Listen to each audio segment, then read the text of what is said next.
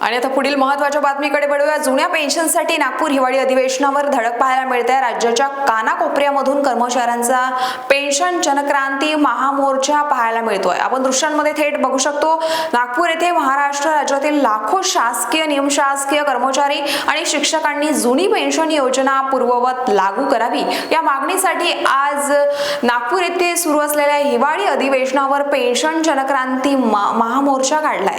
आपण दृश्य पाहू शकतो। हा मोर्चा राज्यातील विविध जिल्ह्यातून आलेल्या असंख्य कर्मचाऱ्यांनी यशवंत स्टेडियम नागपूर येथे दाखल झालाय, ज्यामुळे संपूर्ण शहरामध्ये एकच चर्चा सुरू आहे। आपण दृश्यांमध्ये बघू शकतो, नागपूर हिवाळी अधिवेशन 11 तारखेपासून चालू झालाय। 11 ते 14 या दरम्यान अधिवेशन चालणार आहे आणि आज जुनी पेन्शन योजना लागू करावी यासाठी आपल्याला महामोर्चा पाहायला मिळतोय।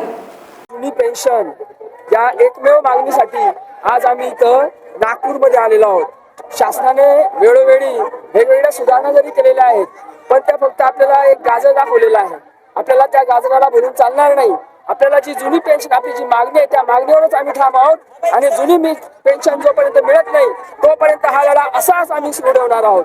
आम्ही नाशिक जिल्ह्यातून त्र्यंबकेश्वर तालुक्यातून आलेलो आहोत।